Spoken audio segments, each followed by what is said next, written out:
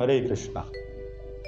श्लोक क्रमांक 24 और 25 में संजय उवाच एवं मुक्तो ऋषिकेशो गुडाकेशेन भारत सैनयोरुभयो मध्ये स्थापयित्या रथोत्तमम्। भीष्म द्रोण प्रमुखता सर्वेषां च महीक्षिताम् उवाच पार्थ पश्येतान संवेतान कुरुमिति। तो इसमें संजय कह रहे हैं कि हे भरतवंशी राजन, निंद्रा विजयी अर्जुन के द्वारा इस तरह कहने पर अंतर्यामी भगवान श्री कृष्ण ने दोनों सेनाओं के मध्य भाग में पितामह भीष्म और आचार्य द्रोण के सामने तथा संपूर्ण राजाओं के सामने श्रेष्ठ रथ को खड़ा करके इस प्रकार कहा कि हे पार्थ, इन इकट्ठे हुए कुरुवंशियों को देख। तो यहाँ कुछ बातें हैं, जैसे भगवान ने कहा है एव मुक्तो ऋषिकेशो गुडाकेशेन भारत। एव मुक्त मतलब जो मुक्त हो गया है, बंधनों से मुक्त हो गया है, जो किसी चीज का दास नहीं। एव मुक्तो ऋषिकेश, ऋषिकेश मतलब जिन्होंने इंद्रियों पर विजय प्राप्त कर ली है, वह ऋषिकेश या ऋषिकेश। गुडाकेशेन भारत, गुडाकेशेन का मतलब होता है जिसके बाल जो हैं घुंघराले हैं। एक तो ये अर्थ होता है। दूसरा गुड़ा का अर्थ होता है निंद्रा, जिसने निंद्रा को जीत लिया। तो यहाँ अर्जुन के लिए यह शब्द प्रयोग किया गया है कि गुडाकेश अर्थात जिसने तप के द्वारा अपनी इंद्रियों को या निंद्रा को जीत लिया। तो कृष्ण जी के लिए कौन सा शब्द उपयोग किया जा रहा है? ऋषिकेश, क्योंकि कृष्ण जी ने क्या किया था, या कृष्ण जी क्या थे?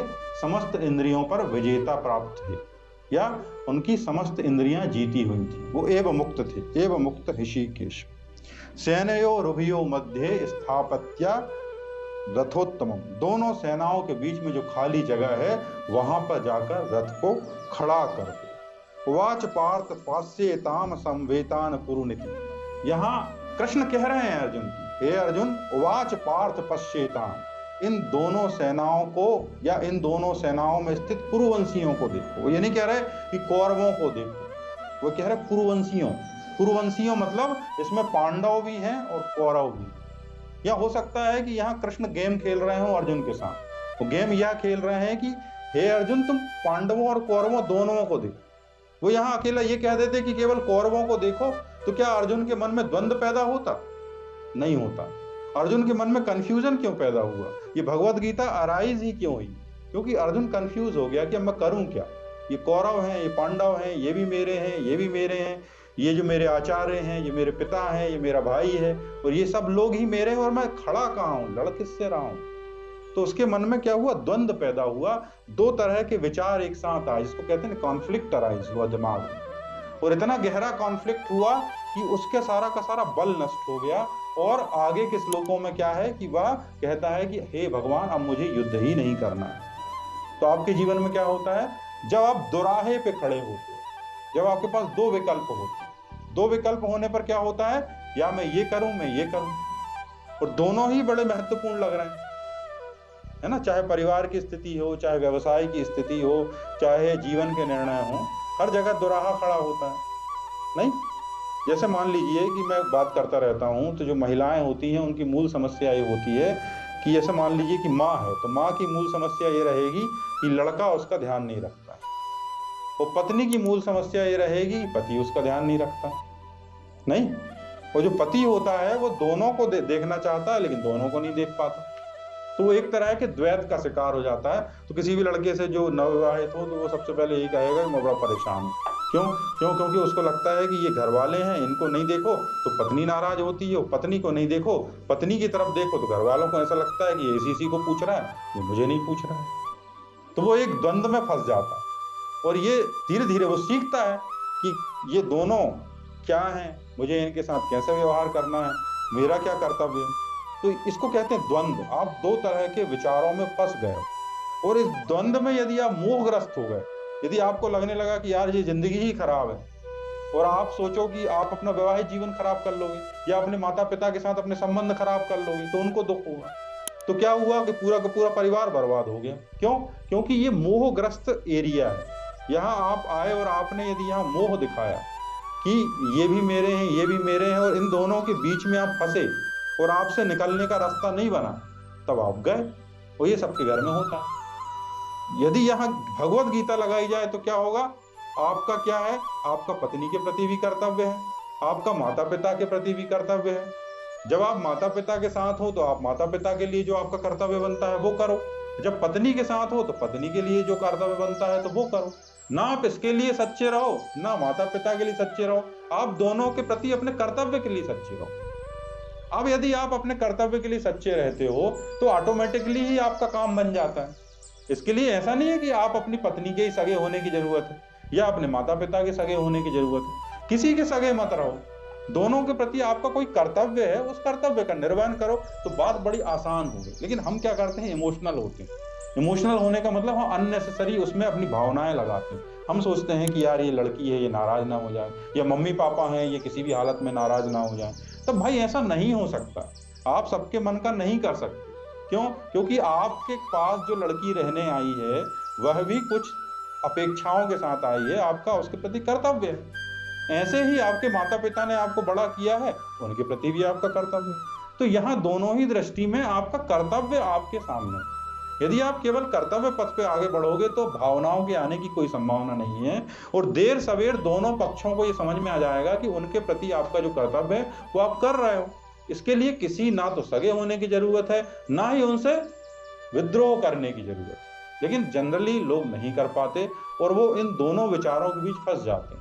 ऐसा ही बिजनेस में होता है, ऐसा ही ऑफिस में होता है कि आप दो दोराहे पे खड़े होते हैं, तो ऐसा दोराहा आपके जीवन में आता रहता है। तो लेकिन अब यहाँ ये भगवत गीता खड़ी हुई है क्योंकि अर्जुन जो है एक बहुत बड़े दोराहे पे खड़ा है। अब इस दोराहे पे क्या हो रहा है कि दोनों तरफ उसके परिवार के लोग पुरुवंशी, तो क्या कह रहे हैं कृष्ण, उवाच पार्थ पश्येतान संवेतान पुरुनिधि। इन दोनों पक्षों को देखो। एक तरह से भगवान ट्रिक खेल रहे हैं क्योंकि इसको कुछ कंफ्यूजन अराइज हो जाए। क्यों? क्योंकि यदि ये कंफ्यूज होगा तभी तो मैं उससे कुछ कहूंगा। या भगवान कृष्ण खुद को समझा रहे हैं। भगवान कृष्ण ऐसा तो नहीं है कि उनके पास इतना बड़ा युद्ध है और इतने बड़े युद्ध में उनको तो पता है कि कितने लोग मरने वाले हैं। अब इतने लोग मरने वाले हैं तो उनको भी तो लग रहा होगा कि अब इतने सारे लोग जब मरेंगे तो इन सबका जो क्रेडिट जाएगा, या जिस व्यक्ति के ऊपर इस युद्ध का ठीकरा फूटेगा वो तो मैं हूँ। भले मैं युद्ध नहीं कर रहा हूँ लेकिन इस सब के पीछे जो है मैं हूँ। तो भगवान चाह रहे हैं कि अर्जुन से कुछ देर चर्चा कर ली जाए। तो ये अर्जुन के हित के लिए भी था, भगवान के हित के लिए भी था और सारे संसार के हित के लिए। अब आगे वो क्या कह रहे हैं कि पश्येतान धृतराष्ट्रान समानिति, और वो कह रहे हैं कि इन कुरुवंशियों को देखो। तो वो एक कुरुवंशियों के प्रति मोह होता है, उस मोह की ओर इशारा कर रहे हैं। क्यों? क्योंकि यदि वो मोह है, उस मोह के कारण ही दुर्बलता उत्पन्न होती है और उस मोह के कारण ही क्रोध भी उत्पन्न होता है, लोभ भी उत्पन्न होता है। तो वो कह रहे हैं कि इन सब कुरुवंशियों को देखो, और ये सब लोग युद्ध की इच्छा से आए हुए हैं। पहले तो वो कह रहे हैं कि ये कुरुवंशी हैं, आपके सब कुछ दोनों पक्ष के लोग आपके हैं। फिर वो ये भी कह रहे हैं कि इन कुरुवंशियों को देखो, कुरुन पश्य। क्यों? क्योंकि इनको देखो, यही वो लोग हैं जिन्होंने तुम्हारी पत्नी का अपमान किया है, यही वो लोग हैं जिन्होंने तुम्हारा घर छीना है, यही वो लोग हैं जिन्होंने तुम्हारे परिवार का अपमान किया है, जिनके कारण तुम इतने संकट में रहे। नहीं तो भगवान जो है उसके दिमाग में एक तरह का कंफ्यूजन अराइज कर रहे हैं, ऐसे देखने में लगता है। तो इसके पीछे तो भगवान की ही लीला होगी कि वो क्या चाहते हैं। पर यहाँ वो दोनों ही पक्षों को खुले रूप से आपके सामने दिखा रहे हैं। आप कोई बिजनेस डील करते हो तो सही बिजनेस डीलर वो होता है, एक तो छोटा मोटा होता है जो आपको बताता है कि नहीं मेरा प्रोडक्ट ही अच्छा है, लेकिन एक सही बिजनेस डीलर क्या होता है, वो आपको पूरी एनालिसिस समझाता है। वो आपको समझाता है कि मेरे प्रोडक्ट में ये अच्छाइयां हैं, ये बुराइयां हैं। ऐसा नहीं कि बुराई नहीं बताता, वो ये भी बताता है कि ये बुराई है, ये कमी है, लेकिन फिर वो ये भी कहता है कि देखिए मार्केट में दूसरे प्रोडक्ट भी हैं और उनमें ये अच्छाई है, उनसे हमारा प्रोडक्ट ज्यादा अच्छा है। तो आपको एक बिजनेस डील की ओर जो ले जाना चाहता है वो अकेला ये नहीं कहेगा कि मेरा प्रोडक्ट अच्छा है, वो उसकी गहराई दिखाएगा, वो उसके सारे तल दिखाएगा, वो आपको वो भी दिखाएगा जो आप नहीं देखना चाह रहे। क्यों? क्योंकि वो जानता है कि जब तक आपका मन पूरी तरह सेटिस्फाई नहीं हो जाता आप ये डील में आगे नहीं बढ़ने वाले। क्यों? क्योंकि यदि वो आप एक पक्ष छुपाओगे तो दूसरा आदमी उसी पक्ष की तरफ दौड़ेगा, और जब आप उसके दिमाग को पूरी तरह सेटिस्फाई कर देते हो तो अपने आप एक बड़ी बिजनेस डील हो जाती है। क्यों? क्योंकि आपने तो ये बता ही दिया कि ये प्रॉब्लम है, लेकिन आपने ये भी बता दिया कि ये अच्छाई है, फिर आपने ये भी बता दिया कि मार्केट में 4 प्रॉपर्टी और हैं, 4 बिजनेस डील और हैं और उनमें ये प्रॉब्लम है। तो आप वहां जाओगे तब फंसोगे, और उससे ये डील बेहतर है। तो कहीं ना कहीं आप एनालिसिस कर देते हो। तो अच्छा जो काउंसलर होता है वो आपके सामने कोई एक विकल्प नहीं देता है, वो बहु विकल्प देता है।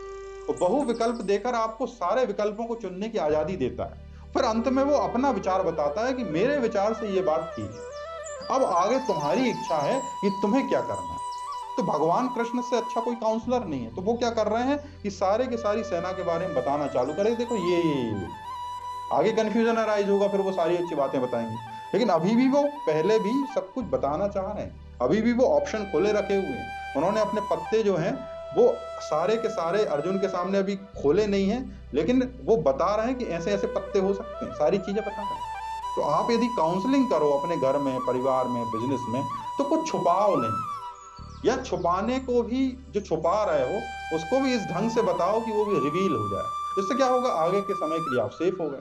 जैसे आप दुकानदार हो तो बता दो भाई कि ये प्रोडक्ट है, ये प्रोडक्ट इस लेवल की वारंटी का है, इसके बाद जो होता है उसके लिए आप जिम्मेदार हो। यदि आप छुपाओगे तो आपकी मित्रता ज्यादा लंबी टिकने वाली नहीं है। क्यों? क्योंकि आपके कार्य में कहीं ना कहीं धोखाधड़ी हो, कहीं ना कहीं आपके कार्य में धोखा है। तो यदि आप चाहते हो कि आपके जीवन में बेहतरी हो, तो इस तरह की एनालिसिस या इस तरह की जो समीक्षा है जो भगवान कृष्ण कर रहे हैं, वो उनसे कम से कम उनसे प्रेरणा तो ले ही सकते हैं कि कैसे वो चीज़ों को डील करते हैं। सुनने के लिए बहुत बहुत धन्यवाद। अगले श्लोकों में सुनते हैं कि आगे भगवान कृष्ण और अर्जुन के बीच क्या वार्ता होती है। हरे कृष्ण।